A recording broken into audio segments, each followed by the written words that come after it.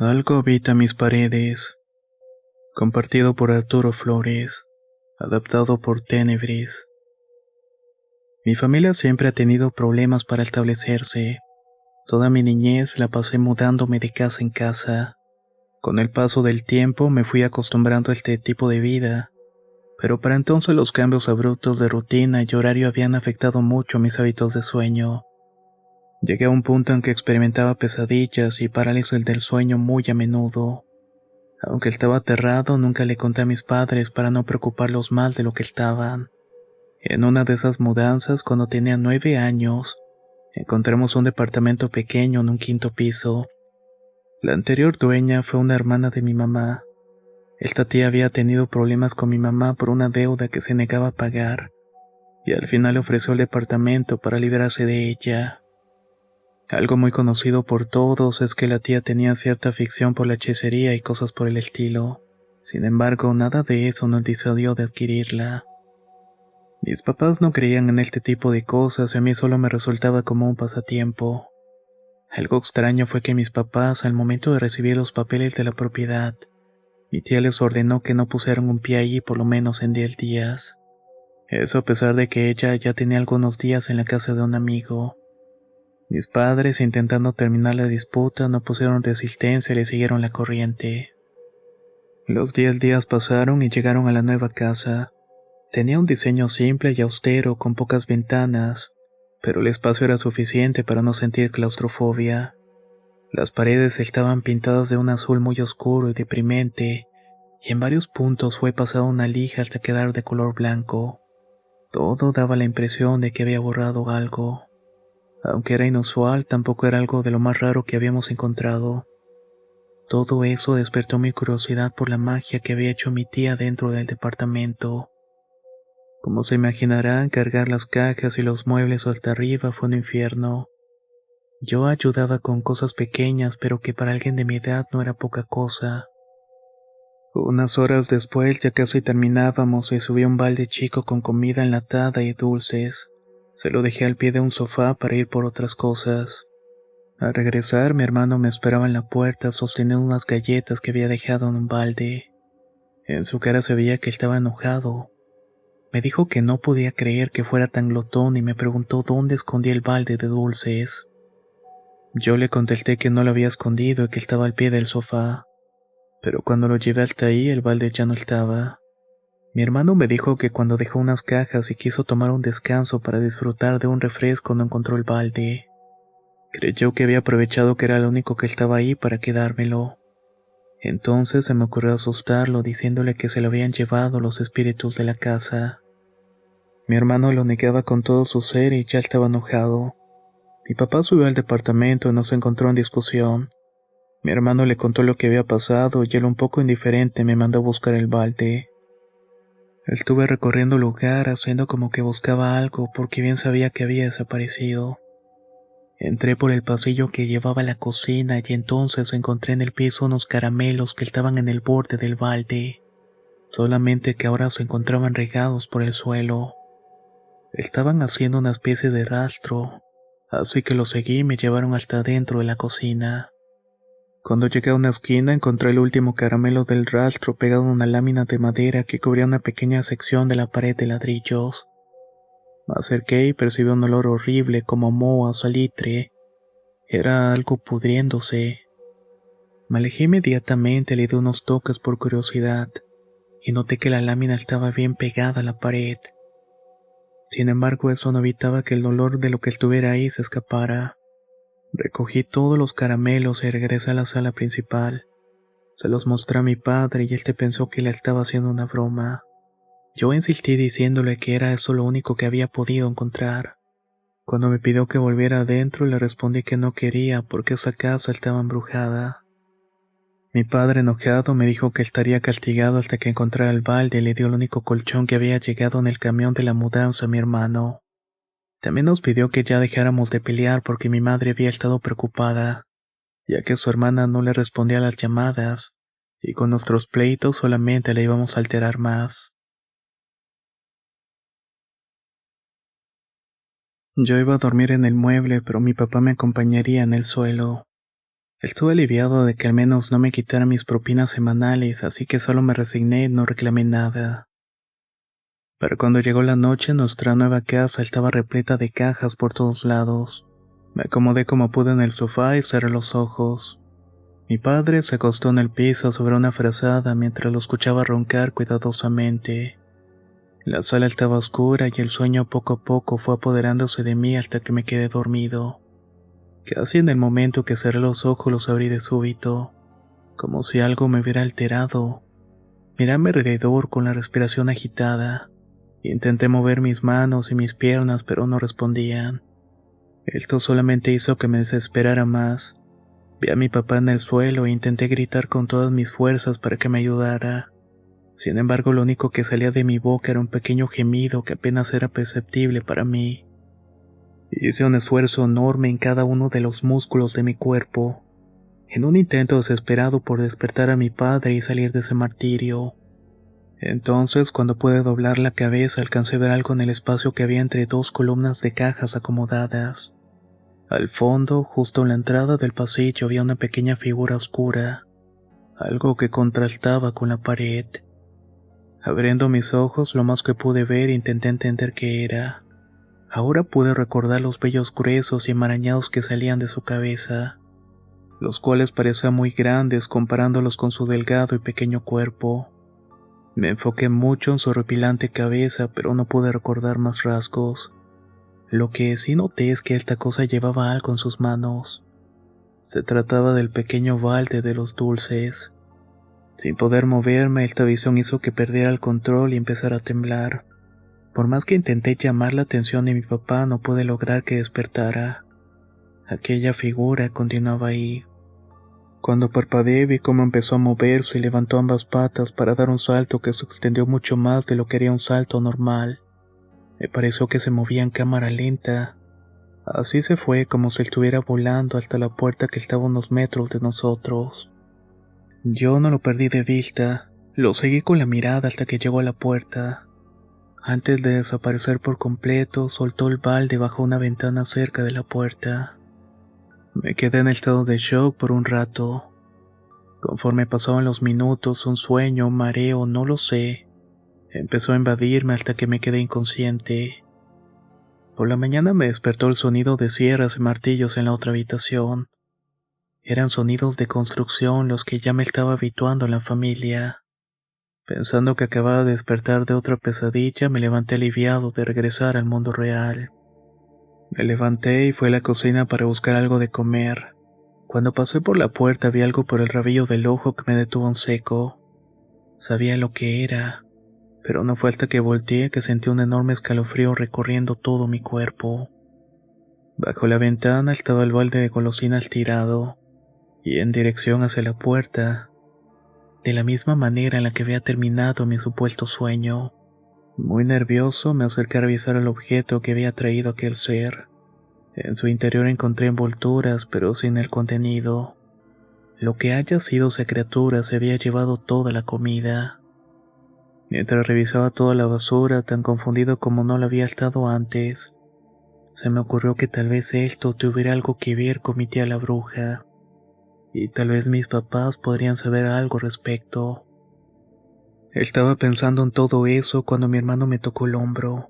Se empezó a reír y me dijo que ya sabía que yo me había comido todos los dulces, y que le iba a dar la queja a mis padres. Me sentí tan cansado que ya no aguanté más y le grité que se callara. Entonces mi hermano se puso a llorar y de inmediato me arrepentí. Quise tranquilizarlo y le propuse ir a la cocina, que le prepararía algo de comer. Él me contestó entre lágrimas que no podíamos entrar porque estaban reparando las paredes. Sabía a qué se refería, así que lo dejé ahí llorando con el balde y fui solo a la cocina. En la puerta de la cocina encontré a mi padre observando a un grupo de trabajadores que estaban abriendo la lámina de madera, esa que estaba en la esquina. Se encontraban usando incluso máscaras por el olor. Mi papá se estaba cubriendo la cara con su camisa. Al verme me saludó y me dijo bromeando que ninguna casa suya iba a apestar. Yo me reí y le conté sobre lo que había visto durante la noche mientras él dormía profundamente. Él me respondió que no tenía por qué estar inventando más excusas por el balde y que realmente no importaba. Pero cuando notó la angustia en mi rostro, pensó que tal vez fue algo más que una simple pesadilla. Me preguntó si era la primera vez que había experimentado algo así, si me sentía mal o si quería tomarme algo. Yo intenté no revelar más sobre mis problemas nocturnos, solo le aseguré de que no tenía nada y que lo olvidara. Entonces, en ese momento vimos cómo los trabajadores despegaban la lámina de la pared. Yo también me cubrí la nariz con mi playera por consejo de mi padre. Cuando retiraron la lámina no supe cómo reaccionar ante lo que vi. En el interior había un hoyo pequeño, como si fuera una cueva miniatura que tenía unas pinturas en las paredes, las cuales parecían símbolos de algún tipo. A simple vista no sabía que tuviera fondo y llevaba pura oscuridad. Los trabajadores apartaron de inmediato, pues el olor que salía de ahí era insoportable, incluso teniendo las máscaras puestas. Me llamaron mucho la atención los símbolos en el hoyo que parecía no tener fin. Sentí algo de intriga por lo que podía significar. Quise preguntarle a mi papá, pero antes de poder hacerlo me empujó hacia la sala para escapar del olor y el ruido.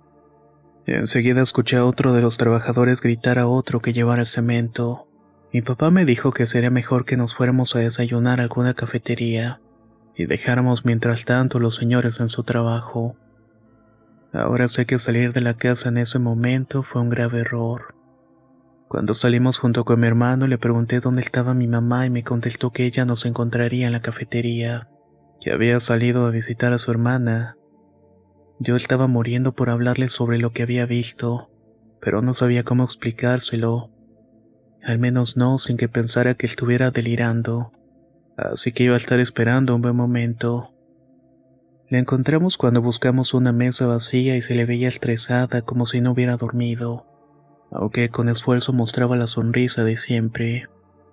Ya había ordenado algo, así que pudimos comer apenas nos sentamos.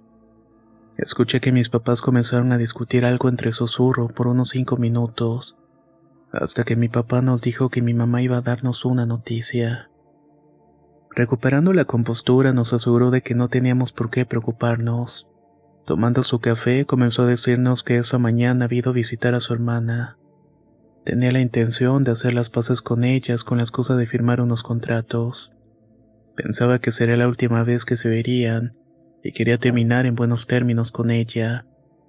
Tocó su puerta varias ocasiones, pero nadie contestaba. Entonces gritó su nombre para llamar la atención. Gritó varias veces el nombre de Lucila en medio de esa calle que no parecía la más segura como para llamar la atención de esa manera. Un segundo después, una botella de vidrio salió disparada de una de las ventanas y cayó justamente a los pies de mi madre. Ella, perpleja, no reaccionó hasta que le cayeron más. Algunas llenas de líquidos que parecían orines y otras sustancias que no pude identificar. Al borde de las lágrimas, mi mamá contaba que gritó más fuerte el nombre de Lucila, suplicando que no le aventara esas botellas, pero mi tía no se detuvo hasta que mi mamá salió corriendo de ahí. Cuando terminó de contarnos la historia, abrazó a mi papá y luego nos dijo que desde ahí teníamos prohibido comunicarnos con nuestra tía, que eso sería lo mejor para nosotros. Definitivamente no podía pensar en un peor momento para preguntarle sobre su hermana. No quería sonar irrespetuoso, así que solamente escuché fingiendo tranquilidad. El resto de la comida intentamos alegrar la atmósfera como pudimos. Nos contamos anécdotas divertidas y por algunos minutos olvidé todo el tema del balde de los dulces. Una vez que estuvo menos alterada, mi mamá nos contó una anécdota, una que ocurrió justamente en la casa de su hermana, antes de que comenzaran todos estos problemas. 10 años antes había acudido a ella en un momento de debilidad, cuando pasaba por dificultades financieras para que le leyeran las cartas o algo parecido. Se reunieron en su cocina para hablar y tomar el café. Mientras tanto mi tía preparaba todo lo necesario para hacer un ritual. Cuando mi mamá esperaba sentada, empezó a escuchar sonidos que venían del piso de arriba. Pensaba que se trataba de alguien. Llamó a su hermana para reclamarle ya que se suponía que iba a estar las dos solas. Mi tía comenzó a reírse y le respondió que no era nada de eso. Lo que pasaba era que tenía una nueva mascota, a la cual le gustaba mucho llamar la atención. Ya más aliviada, mi mamá le preguntó si era un perrito y de qué raza, pero mi tía solamente evitaba las preguntas. Luego mi mamá escuchó los ruidos moviéndose de una habitación a otra con una rapidez increíble. Sonaba de una pared a otra y luego en el techo, como si aquel animal fuera omnipresente. Entre risas mi tía se desesperó y comenzó a aplaudirle y a gritarle que se detuviera. Después agarró uno de los sándwiches de la mesa y se arrodilló en una de las esquinas de la cocina. Retiró una manta pequeña y lanzó la comida dentro. Mi mamá confundida le preguntó por qué hacía eso, y mi tía le respondió que ahí era donde vivía su criatura. En ese tiempo que se quedó mi mamá con su hermana, estaba parándose una y otra vez para alimentar a aquella mascota suya. Al final no pudieron hacer sus planes porque mi tía se fue diciendo que tenía que atender otros asuntos. Mi papá y mi hermano escuchaban la historia muy divertidos, pero yo lo único que podía pensar era en el hoyo. Había algo dentro, algo hambriento y mi tía lo escondía. Estaba casi seguro que la criatura de la historia de mi mamá y la que vi esa noche era la misma. Solo eso podía explicar los símbolos tan extraños que había visto. Me molesté mucho conmigo mismo por no haberme quedado a investigar más. Lo más triste es que a mi regreso la pared ya estaría tapada con concreto.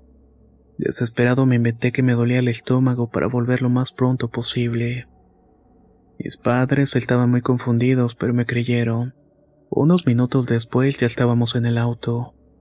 Cuando llegamos fui el primero en bajar, subí las escaleras y entré al departamento. Lo hice por el pasillo y doblé directamente a la cocina. Sin embargo, todo fue en vano. El agujero ya se encontraba sellado. Si había algo dentro, si esa criatura salió de ahí, no había manera de que pudiera volver. La casa ya estaba limpia. El resto del día no pude quitarme lo que pasó de la cabeza. Mi familia desempacó nuestras pertenencias y las acomodaron en la casa.